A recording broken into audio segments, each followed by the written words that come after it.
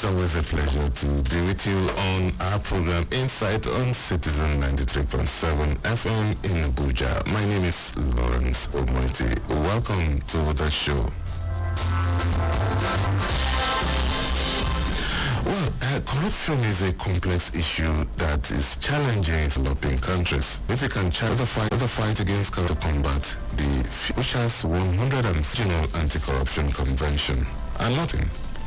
On his side, and our guest is very head of Media and Publicity, Economic and Financial Crimes Commission. Welcome to Insight, sir.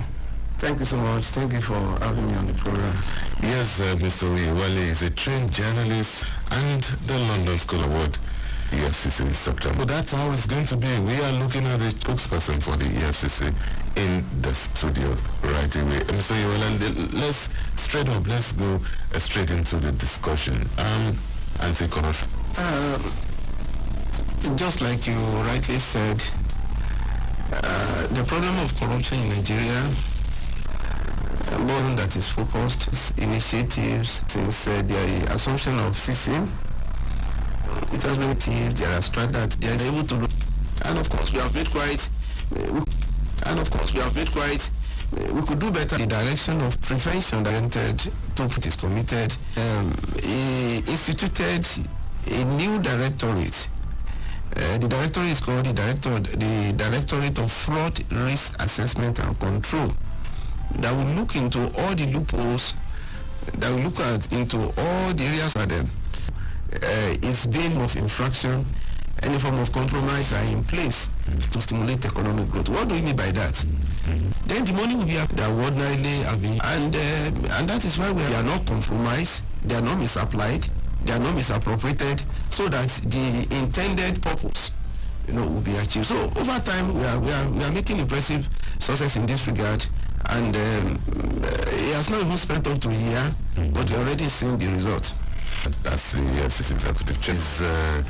This cartel, how huge is this theft going on in that illegal mining sector? We for a monoproduct economy have development, in different sectors. We depend solely on oil, revenue from oil, and if there are some unfavorable things in the oil market, it happens everywhere. So the government is saying that there is need for us to diversify the economy. And one way we can get very, very, very ample resources for development is through the solid mineral sector. That this so now you begin to see, because if all of this illegal operations, they will be able to, because they are operating illegal commerce of the government will not be. Commission is fighting sanity, a bit of development, people that are duly licensed, they are generating revenue, and they are paying the right royalty they are supposed to pay to the government. They are able to employ people, and the sector is beginning to move. Over time, we are going to see impressive in all those areas. The result is that the thefts, which are of illegal bunkers, and the way this oil bunker, the way they do it in such a very, very ingenious, very, very creative way that all of these people, the army, the navy, the synergy to tackle the jugular, of our and because of the Niger Delta now, it is Women's Corner is waiting just for you. But let the discussion be. Other challenges. You see it of feasible. I know there are so many avenues through which funds have been laundered. The risk estate sector appears to be one of the strongest means by which people launder money. They get money from illicit flow of funds, and for them to be able to begin to do and when you try to probe into the source of all of this, you find out that it is just a kind of funds. The real estate sector is no. But we are saying that that is why the just that we are holding training on some professions, businesses. The people that are into even the solid mineral. You understand? All of these people, the Special Control Unit Against Money Laundering is always holding sessions with them, and they operate so that the issue of money laundering can be tackled. So the real estate sector is one sector that is open to that, but the commission in the sector. Okay, EFCC has secured a lot of conviction. A justice crime. Some things happen in the judicial service. That's where I call the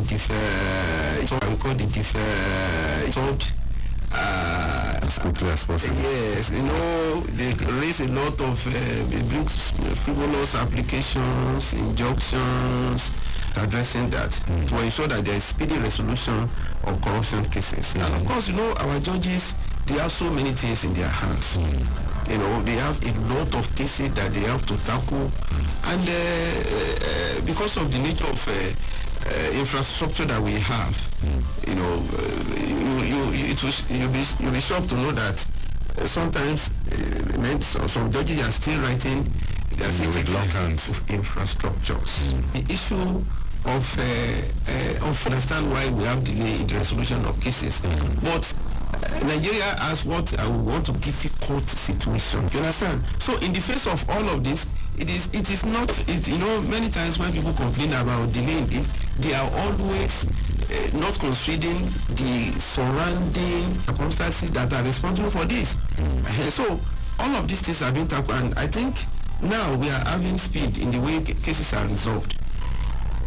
Across our courts. And so sometimes frustrate proceedings. But some people have also said cases are thrown out for lack of diligent thorough.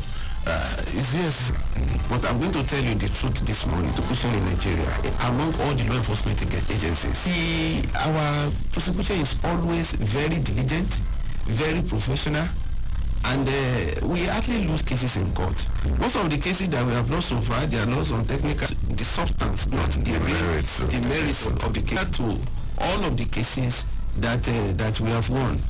In the last 1 year, in the 1 year of President Bola Ahmed Tinubu administration, the EFCC recorded 3 cases huge. So, okay, now there are some investigators, our prosecutors, that we have lost so far. It's lost to technicality, and there are very few. Still we're still talking about courts. Currently, it's not going to be something that we'll be discussing openly now. You understand? It is when all the processes and all the procedures are fulfilled, and you have a new act, so to say. That is when we can talk about it. Something that is still in the works. It's not good to talk about it until you have enough reason, enough basis to showcase it and to bring it to the fore and to justify. Most of the time, the people, the ones we call Yahoo boys and officers over a raid in one hotel somewhere. The first issue you raised, why the commission, I don't know, for people that traveled, outside the country, Nigeria today is not enjoying the best road, is not too good. And it is because of the activities of these internet fraudsters. But there is this thing they call the Nigerian scam. And that is a derogatory, that is a pejorative way of describing the kind of criminality that is associated with these internet fraudsters. The commission had to be tackling this because in the overall interest of our nation, we need to do something that will salvage the image of the country. That's number one. Number two, we need to do something that will salvage the future of our youth involved. Million. Imagine what that kind of fund will do, which is also a form of internet fraud. Imagine what that kind of fund will do, which is also a form of internet fraud. This business may compromise is affecting businesses across the world. Hackers will hack into the financial account of large businesses, and make away with their funds, throwing the entire outfit into trouble. Louis tackling this issue or join to trouble. Louis tackling this issue or join in Lagos. There is overzealousness, I would say. One of them beat up a female test staff, and because it's some kind of a conduct of that operative, And not only the arrest, there is a special disciplinary thing that there is a special disciplinary thing that is in investigation will be made public. And that is typical EFCC. So we don't operate like typical EFCC. How EFCC operatives are beating people. No, many of these things, they are impersonators. They are not our regular, usual, professional EFCC operative. Because we have our standards, that's not to let the public know. So any other thing that you see, and we have extrajudicial conduct, by any of our operatives, bring them to our attention. There is an internal structure, and whenever we see that, that is involved in that act, maybe the EFCC also should take a look at the. We go about it lawfully with warrant of arrest, and before that, surveillance to be 117. They were indicted. So we don't go on a blind mission. We are about released. So if you go on an operation, 118 people, they are arrested, 109, are indicted. And that should tell you that we didn't just go on a blind adventure. No, we are always guided by our intelligence, and we are always guided by the rightful professional conduct that should be the enforcement of continue.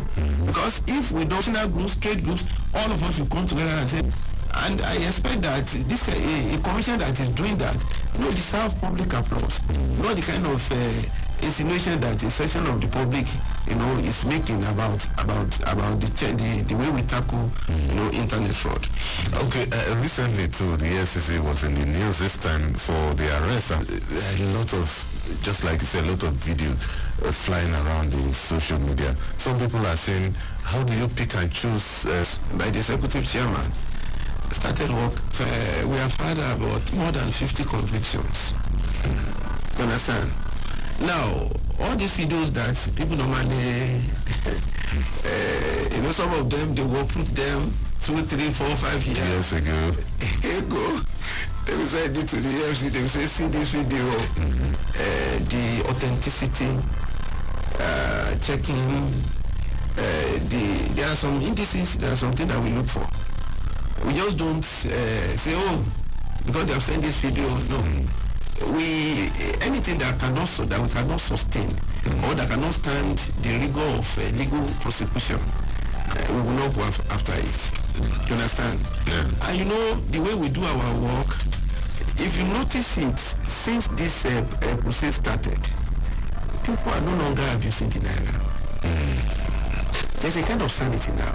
If you go around, go to parties over the weekend, go to where people are holding parties, there is that kind of practice. In the identity of our economy, we should not allow our currency to be so abused, to be so badly treated that you can see that we are getting a lot of spraying, standing on naira, stapling it, writing on it, and doing all manner of things, to the national currency. We are getting results, and we feel that all of us should also continue in this crusade of saying no, we can no longer continue to abuse our currency. I mean, there should be a kind of dignity, a kind of honor, a kind round of fighting crime, fighting corruption anywhere in the world is a risky venture.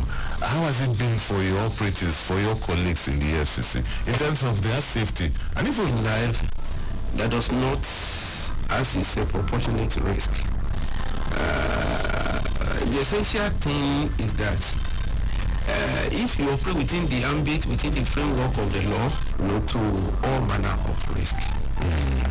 The society, no matter all the attendant risks everywhere, we still believe that there is a measure of sanity, there is a measure of fear of God, in the heart of many people.